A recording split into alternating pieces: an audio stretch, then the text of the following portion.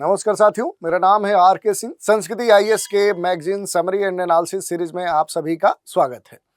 इस सीरीज के अंतर्गत आज हम जिस मैगजीन के बारे में बात करने वाले हैं तो वो मैगजीन है ईपीडब्ल्यू, यानी कि इकोनॉमिक पॉलिटिकल वीकली जो मैगजीन आती है। और ये जो मैगजीन है, इस मैगजीन के मार्च महीने का जो एडिशन है, जो कि हमारे संस्कृति आईएएस के मैगजीन के अप्रैल महीने में प्रकाशित हुई है, इसी मैगजीन के महत्वपूर्ण आर्टिकल्स पर चर्चा करने के लिए आज हम अपने इस एपिसोड में महत्वपूर्ण रूप से आपसे बात करेंगे। इनमें जो भी महत्वपूर्ण आर्टिकल हैं, जो आपके आगामी परीक्षाओं के दृष्टिकोण से महत्वपूर्ण हो सकते हैं, उनके महत्वपूर्ण जो सारांश हैं और जो उनसे जुड़े हुए महत्वपूर्ण पहलू होंगे, उन पर भी संक्षिप्त रूप से बात करेंगे। तो चलिए शुरू करते हैं और देखते हैं कि कौन से आर्टिकल हैं जिन पर हम बात करने वाले हैं। तो पहला जो आर्टिकल है बड़ा ही अहम और महत्वपूर्ण है। ये जुड़ता है भारतीय जलवायु राजनीति और नीति का विकास। दो खास तौर पे यहाँ टॉपिक हैं जिनको इंटर रिलेट किया गया है। भारतीय जलवायु राजनीति और इससे जुड़ी हुई जो भी पॉलिसीज है उनका विकास कैसे हो रहा है, इसी से जुड़ा हुआ ये टॉपिक है। बात करें तो भारत में जो भी जलवायु नीति है, भारत के संदर्भ में देखें तो जो क्लाइमेट पॉलिसी है, ये हमेशा चर्चा में रहने वाला विषय है। तो इसके बारे में थोड़ा सा बात करेंगे, क्योंकि इसके संदर्भ में चल रहा जो एक तरह से देखें तो जो घरेलूकरण है या जो स्थानीयकरण है, वो जलवायु और विकास के जो पृथक्करण है उससे अभी भी बहुत दूर है। वहाँ से इसका संबंध अभी बन नहीं पाया है। और भारत की जो जलवायु बहस है, उसकी जो शुरुआत है, वो दशकों से कहीं ना कहीं इसकी कमी महसूस की जाती रही है। और इन बदलावों के कारण जो क्लीन एनर्जी लगातार चर्चा में है, जो स्वच्छ ऊर्जा होती है, जो ग्रीन एनर्जी होती है, जो हरित ऊर्जा होती है, तो स्वच्छ अगर क्लीन एनर्जी की हम बात करें तो इस एनर्जी में जो बड़े बदलाव हमें देखने को मिल रहे हैं, जो चेंजेस हमें देखने को मिल रहे हैं, ये और जो जलवायु के प्रभाव हैं, जो क्लाइमेट इम्पैक्ट हैं, जो आपके क्लाइमेट इम्पैक्ट है, ये जो प्रभाव हैं, ये क्या हो रहा है कि इनके बढ़ते हुए अब जो संकेत है, अब वो दिखने लगे हैं। ये इंडिकेटर्स के तौर पे देखने लगे हैं। और ये जो संकेत हैं और जो भू राजनीतिक कारक हैं, वो भी अब इनके साथ जुड़ चुके हैं। और इसी कारण से ये जो मुद्दा है, अब ये गंभीर मुद्दा होते जा रहा है। तो थोड़ा सा इससे जुड़े हुए जो भी अहम पहलू हैं, उन पर हम बात करने का प्रयास करेंगे। जैसे जो भी जलवायु नीतियां हैं, उन नीतियों को या उन नीतियों का बदलता हुआ जो रुख है, और जो जलवायु परिवर्तन का जो स्थानीयकरण है, डोमेस्टिकेशन है, उस पर हम बात करें तो देखिए, जो जलवायु परिवर्तन है उसके बारे में इस आर्टिकल में कहा गया है कि इसका क्या किया जा रहा है, डोमेस्टिकेशन किया जा रहा है, घरेलूकरण, स्थानीयकरण हो रहा है। और ये घरेलू राजनीति और नीति में जलवायु परिवर्तन के बढ़ते एकीकरण को क्या करता है, इंडिकेट करता है। किन किन बिंदुओं को? तो जो घरेलू राजनीति है, जो नीति है, इसमें जलवायु परिवर्तन के बढ़ते एकीकरण को ये इंडिकेट करता है। बदलती हुई नीति क्या है उसके बारे में देखिए। वैश्विक जलवायु जो बहस है, एक डिबेट है ये, और इस डिबेट के पहले 20 वर्षों तक भारत का आधिकारिक जो रुख है, ये विकास पर केंद्रित था। और हर जो भी देश है वो पहले क्या करता है, अपने विकास पर ही ध्यान देता है, क्योंकि उसकी वही सबसे प्राथमिक आवश्यकता होती है। तो इसलिए भारत की भी अपनी ज़रूरतें थी, इस कारण से देखें तो वो विकास पर केंद्रित था। जलवायु परिवर्तन को एक अलग क्षेत्र मानना था उस समय, और इस पृथक्करण को बनाए रखना और विकसित देशों पर कार्रवाई का भार डालना भारतीय जलवायु कूटनीति का प्रमुख उद्देश्य था। लेकिन अब वर्ष 1990 और वर्ष 2000 के दशक में ये जो दृष्टिकोण है, ये काफ़ी एक तरह से सार्थक रहा, जिससे बहुत सारे कारण हैं। क्योंकि पहले क्या था कि भारत अपने जो भी विकास है उस पर ध्यान दिया, और जलवायु से संबंधित जो भी प्रभाव इम्पैक्ट दिख रहे थे, उसका जो कारण है वो किसके ऊपर थोपना था, तो जो भी डेवलप्ड कंट्री थे या जो इस तरह के पहले से काफ़ी विकसित देश थे, उन क्षेत्रों पर, उन देशों के ऊपर डालना था। और ये पूरी जो स्ट्रेटजी थी भारत की सही थी, क्योंकि भारत का प्रति व्यक्ति ऊर्जा का जो उपयोग था वो कम था। विकास के लिए ऊर्जा की ज़रूरत भारत को काफ़ी अधिक थी। जो फॉसिल्स फ्यूल है है उस पर अब तक ऊर्जा का सबसे सस्ता रूप माना जाता था। तो भारत में देखें तो फॉसिल्स फ्यूल का सबसे अधिक इस्तेमाल भी होता था। विकसित दुनिया निर्विवाद रूप से ग्रीन हाउस गैस के उत्सर्जन के संचय के लिए सबसे महत्वपूर्ण रूप से जिम्मेदार थी। तो इस कारण से भारत इस तरह के जो आरोप है वो भी उनके ऊपर लगाता रहा है। लेकिन वर्ष 2020 का जो समय है, इस समय के संदर्भ में देखें तो भारत का रुख अब दोनों ही कुछ हद तक अलग हो गए हैं। इसमें निरंतरता के जो महत्वपूर्ण तत्व है वो देखने को मिले हैं। जैसे विकास के लिए भारत की जो ऊर्जा है उसकी जो ज़रूरतें हैं अभी भी काफ़ी हैं। हालांकि अक्षय स्रोत अब पहले की तुलना में देखें तो सस्ते हुए हैं, कई सारे जो सोर्स है वो खुलकर आए हैं और विकसित दुनिया के संकट के लिए उस जिम्मेदारी को पूरा करने के बहुत संकेत दे रहे हैं। लेकिन अभी तक इनकी जो उपलब्धता है जितनी होनी चाहिए उतनी नहीं है। इसके बदले हुए संदर्भ में अगर हम देखें तो इस बात के भी इंडिकेटर अब मिल रहे हैं कि विकास जो है, विकास की अगर बात करें, अगर हम डेवलपमेंट की बात करें, जो डेवलपमेंट है वो क्या है, तो जो विकास है वो क्या है कि जो भी डोमेस्टिक डिसीजन होते हैं, जो डोमेस्टिक घरेलू निर्णय है, वो निर्णयों के लेने में जलवायु जो परिवर्तन है, जो क्लाइमेट चेंज है, क्लाइमेट चेंज के जो भी थॉट्स होते हैं उनके द्वारा कहीं ना कहीं ये आंतरिक रूप से उसमें शामिल हो जाते हैं। और भारतीय जो जलवायु बहस है वो एक तरह से देखें तो द्विधारी विकल्प के तौर पे जाना जाता है। जो 1990 के दशक में विकास जलवायु विभाजन की ओर देखें तो वापसी उसकी हो रही थी, और उसके बाद देखें तो विकास से जुड़ी हुई जो भी चुनौतियां हैं उनको जलवायु के संदर्भ में जो भी उसकी अनिवार्यता है उसके अंतर्गत उसे समाहित किया जाता है, उसे जोड़ दिया जाता है। तो इस तरह की भी बातें हमें देखने को मिलती हैं। इस पूरे मामले में देखें तो जो समानता है, जो इक्वलिटी है, जो अवसर की बात कही जा रही है, परिवर्तन का जो होता है संबंध, इन सबके बीच में एक तरह से संबंध स्थापित करने की बात की जा रही है कि जो समानता है, अवसर है, परिवर्तन है, इनके बीच में एक अंतर संबंध है। जैसे जलवायु जो समानता है, भारत की जो जलवायु राजनीति है उसका क्या रही है, हमेशा ये केंद्र बिंदु रही है, मूल रही है, जो कि आज भी है। और यह इस तथ्य में निहित है कि अमीर देश जो भी है, डेवलप्ड कंट्री है, जो रिच कंट्री है, जो सुपर पावर है, उन लोगों ने गरीब लोग और देशों की तुलना में जो जीएचजी है, ग्रीन हाउस गैस का जो उत्सर्जन है, उसमें बहुत अधिक कंट्रीब्यूशन दिया है। जबकि गरीब जो देश हैं, पिछड़े देश हैं, ग्लोबल साउथ के देश हैं, उनका जो योगदान है इसमें बहुत कम रहा है।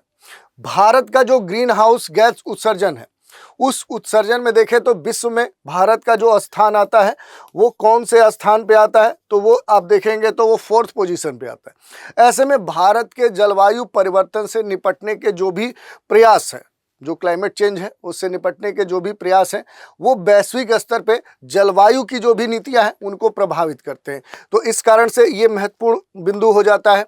और वैश्विक स्तर पे जो भी जलवायु समानता है उसका जो रेगुलेशन है वो एक हमेशा क्या है, डिस्प्यूटेड वर्क रहा है, जिससे क्या होता है कि विभिन्न जो नैतिक अवधारणाएं हैं उनके द्वारा ये सपोर्टेड होती हैं, और कई सारे विभिन्न जो मानदंड है, जो विभिन्न हित हैं, उनकी पूर्ति इससे होती है।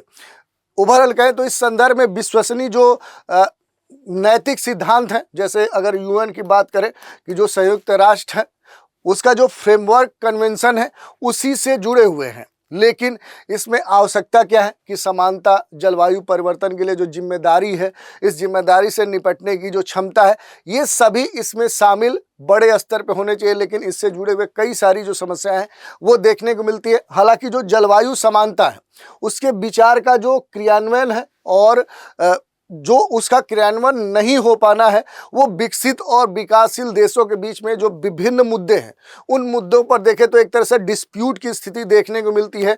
दोनों में एक सहमति देखने को नहीं मिलती है।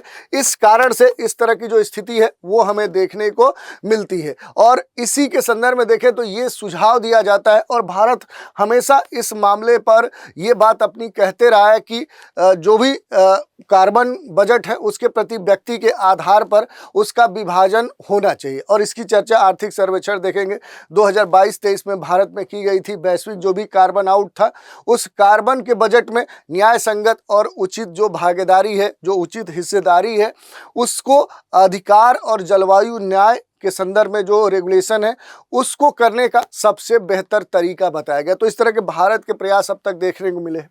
विभिन्न जो सेक्टर है उनमें जलवायु परिवर्तन को मुख्य धारा में लाने की भी बात कही गई है, क्योंकि भारतीय जो इकोनॉमी है, इंडियन इकोनॉमी को कम कार्बन वाले जो भी भविष्य है उसमें बदलने के लिए मांग और आपूर्ति, जो डिमांड है और जो सप्लाई है, दोनों के स्तर पर देखें तो जो फॉसिल्स फ्यूल है, जो जीवाश्म ईंधन है, इसके दहन की आर्थिक विकास को अलग करने का एक चुनौतीपूर्ण कार्य है। जैसे उदाहरण के तौर पर देखें कि ये कार्य कैसे हम इसे इंटरलेट कर सकते हैं, तो देखिए मांग से संबंधित जो भी परिवर्तन है, परिवर्तनों के लिए पैदल चलने और सार्वजनिक परिवहन के लिए डिजाइन किए गए जो भी शहरीकरण और कम लागत की आवश्यकता वाले जो इमारतें हैं उनकी आवश्यकता होती है। जबकि भारत में शहरों का जो आवास है, अपशिष्ट प्रबंधन, पानी की बुनियादी जो सेवाएं हैं, ऐसे संबंधित पहले से ही बहुत सारी समस्याएं हैं।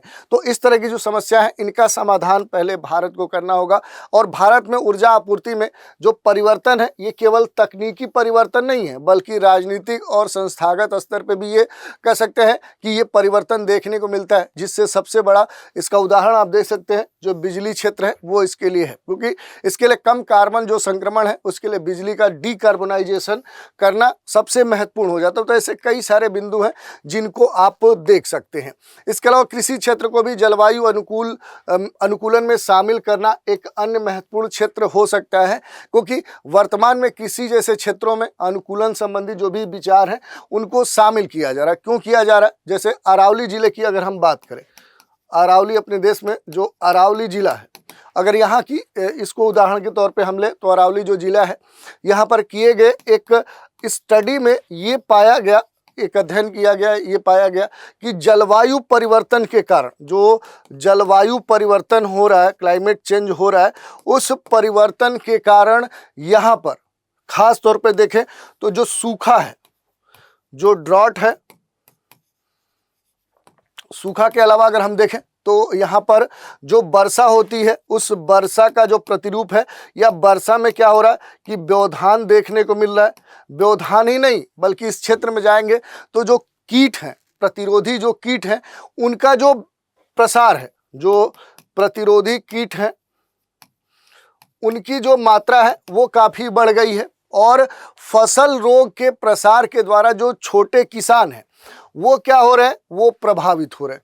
तो इस तरह के जो प्रभाव है वो देखने को मिले। और इन प्रभावों को कम करने की अगर हम बात करें तो इसके लिए किसानों ने स्वयं से पहले से ही जो पानी है, जो जल है और जो भूमि उपयोग में जो बदलाव थे उनको खुद इसके प्रति समायोजित कर लिया था। तो इस कारण से इस तरह के जो बदलाव है वो अपने देश में देखने को मिल रहे हैं। यही नहीं, दक्षिण भारत में जाएंगे तो वहाँ भी कई सारे ऐसे सर्वेक्षण किए गए हैं जहाँ पर इन कारकों को समझने की कोशिश की गई कि जो किसानों और फसलों के जो विविधीकरण है, मृदा और जल संरक्षण है, एकीकृत जो कृषि प्रणालियाँ हैं, ऐसे अनुकूल जो प्रथाएं हैं उनको अपनाने को प्रभावित करते हैं। तो इस तरह के बहुत सारे जो स्टडी है वो किए जा रहे हैं। इसके अलावा देखें तो जलवायु तैयार राज्य का जो निर्माण है इस पर खास तौर पे फोकस किया जा रहा है। तो इस तरह से इस आर्टिकल में ये बातें आपकी दी गई हैं, इनको आप देख सकते हैं।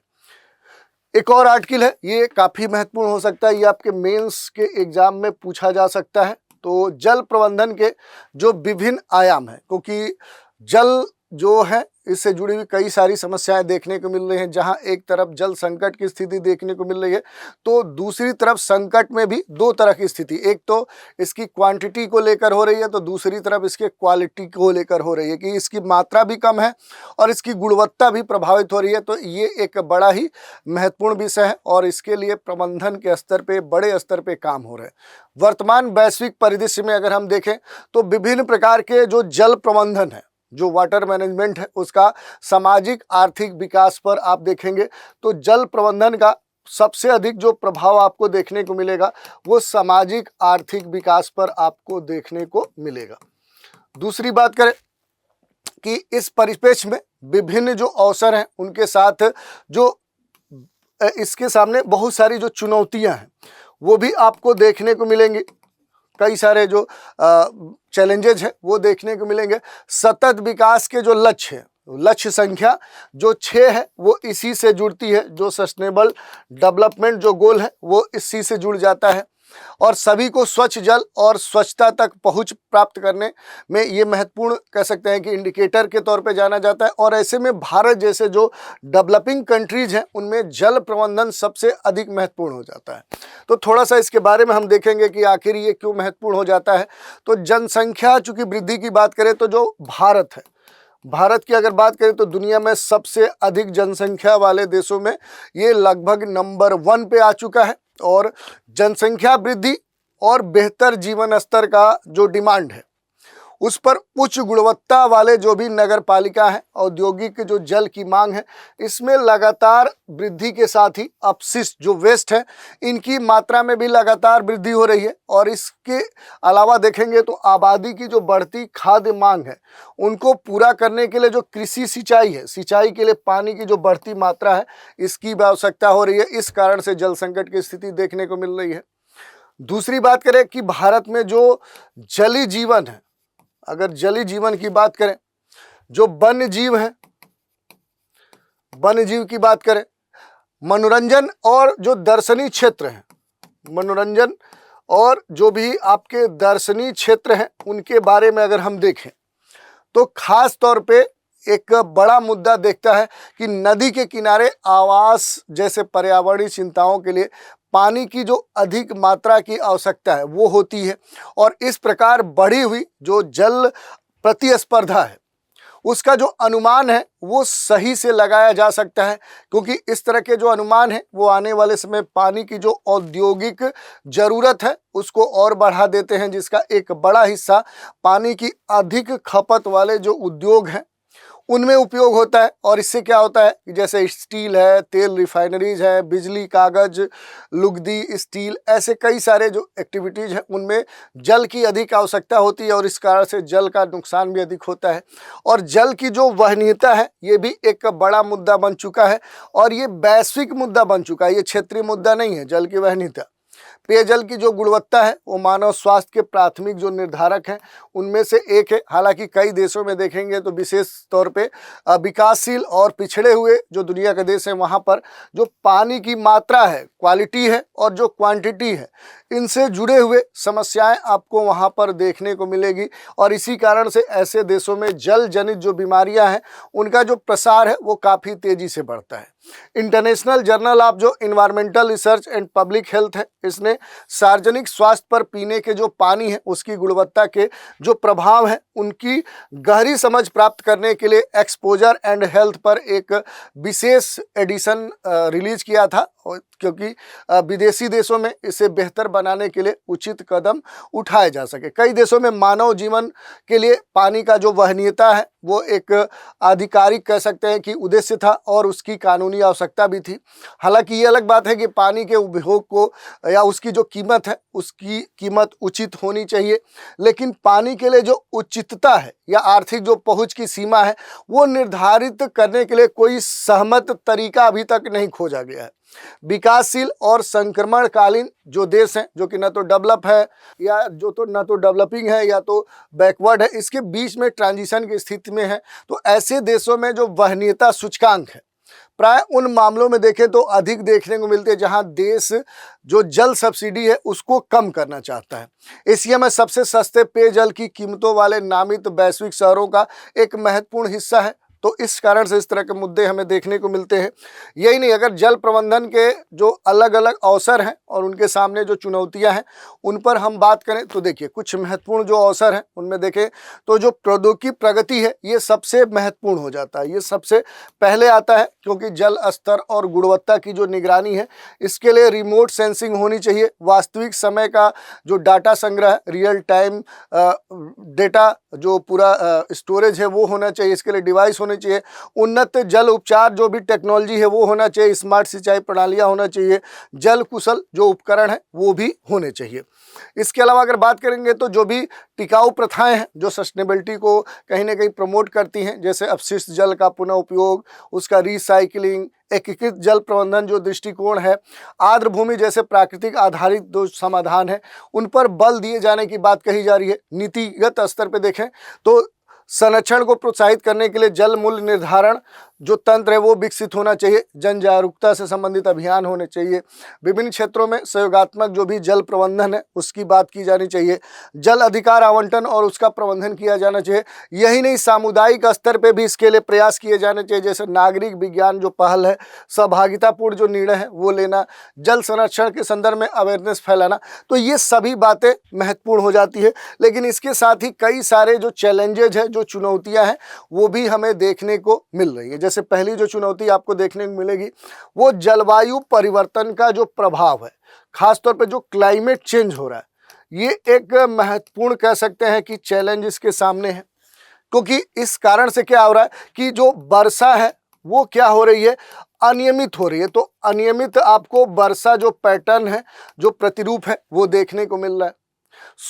जो सूखा है, सूखा की जो आवृत्ति है वो क्या हो रही है, वो बढ़ रही है।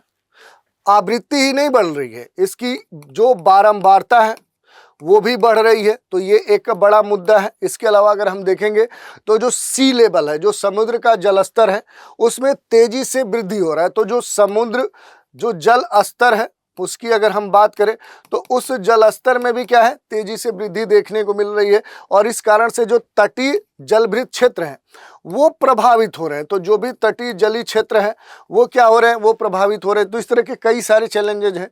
कुछ क्षेत्रों में देखेंगे तो जल की काफ़ी कमी है। आप देखेंगे तो यहाँ पर वाटर क्राइसिस देखने को मिल रहा है। तो ये एक बड़ा मुद्दा बन चुका है, क्योंकि जो भूजल है, जो ग्राउंड वाटर है, जो आपका ग्राउंड वाटर है, जो भूजल है, उसका क्या हो रहा है, अधिक दोहन हो रहा है। और इस अधिक दोहन होने से क्या हो रहा है कि इस तरह की जो समस्या है वो देखने को मिलती है। स्वच्छ जो जल है, जो क्लीन वाटर है, क्लीन जो वाटर है उस तक जो पहुंच है वो एक बड़ी समस्या बनी हुई है। सबकी जो पहुंच है वो क्लीन वाटर तक नहीं हो रही है। और इस कारण से देखें तो जल की जो गुणवत्ता है, जो क्वालिटी ऑफ जो वाटर है, उसमें गिरावट देखने को मिल रही है। इसके पीछे कई सारे कारण हैं। पहला क्या है, इंडस्ट्रियलाइजेशन है, जो औद्योगिकीकरण हो रहा है, जो औद्योगिकीकरण हो रहा है, ये एक बड़ा मुद्दा है। और इसके अलावा देखें तो इससे आपको जो कृषि प्रदूषण है वो भी आपको देखने को मिल रहा है। दूसरी तरफ देखें तो शहरों से जो बड़ी मात्रा में जो शहरी जो अपवाह की समस्या है, ये एक बड़ा कारण है इसके पीछे। भूजल जो है उसमें प्रदूषकों का क्या हो रहा है, स्थानांतरण हो रहा है, ट्रांसलोकेशन हो रहा है। तो जो ग्राउंड वाटर है, जो भूजल है, भूजल में क्या हो रहा है कि जो प्रदूषक है, जो पोल्यूटेंट है, उन पोल्यूटेंटों का क्या हो रहा है, स्थानांतरण हो रहा है। तो ये एक बड़ा मुद्दा, एक बड़ा चैलेंज देखने को मिल रहा है। इसके अलावा देखेंगे तो जो बुनियादी ढांचे हैं, जो इंफ्रास्ट्रक्चर है, उसके सामने एक लिमिटेशन है, क्योंकि पुराने जल उपचार जो संयंत्र हैं वो लिमिटेड हैं। अपर्याप्त जल वितरण नेटवर्क की जो समस्या है वो इसके सामने चैलेंज है। और इन सबके अलावा देखें तो सामाजिक आर्थिक कारक भी इनके सामने महत्वपूर्ण जो चैलेंजेज है उस रूप में आ जाते हैं। जैसे देखें तो अभी भी जो जागरूकता है, जो अवेयरनेस है, जो जागरूकता है, उसकी कमी है। राजनीतिक जो इच्छा है, अगर बात करें तो जो राजनैतिक इच्छा है उसकी भी कमी आपको देखने को मिलेगी। शासन संबंधित बहुत सारे जो गवर्नेंस है उसके स्तर पे देखें तो बहुत सारी कमी आपको देखने को मिलेगी। निवेश के संदर्भ में देखें, जो इन्वेस्टमेंट है, इन्वेस्टमेंट में देखेंगे तो इन्वेस्टमेंट से संबंधित कई सारी जो फिनेंशियल बैरियर है वो आपको देखने को मिलेंगी। तो ये सभी जो चुनौतियां हैं ये इसके पीछे अब भी एक बड़ा रोड़ा बनकर खड़ी हैं। और इस कारण से ये समस्या काफ़ी गंभीर हो चुकी है। और इसी कारण से अब हम कह सकते हैं कि आगे की जो राह हो सकती है, जो फ्यूचर प्लानिंग हो सकती है, वो बेहतर जल प्रबंधन, राष्ट्रीय जो भी अर्थव्यवस्थाएं हैं, जो कृषि है, खाद्य क्षेत्र है, उनको वर्षा की जो परिवर्तनशीलता है उसके प्रति अधिक क्या बनाना पड़ेगा, अब लचीला बनाना पड़ेगा, ताकि बढ़ती हुई जो आबादी है, जो पॉपुलेशन है, वो तेज़ी से बढ़ती जा रही है। तो इसकी डिमांड भी बढ़ती जाएगी और उसको पूरा करने में हमें तभी सक्षम हो पाएंगे जब इस तरह की कोई रणनीति हम बना पाएंगे। जबकि जल की कमी खाद्य सुरक्षा और ग्रामीण किसानों की जो आय है इसको कमज़ोर करती है। क्योंकि जल संबंधी जो भी पारिस्थितिकी तंत्र है और उसकी जो जैव विविधता है, जो बायोडाइवर्सिटी है, उसकी रक्षा पुनर्स्थापना करके जल शोधन और गुणवत्ता के मानकों को फिर से मेंटेन किया जा सकता है, उनको बनाए रखा जा सकता है।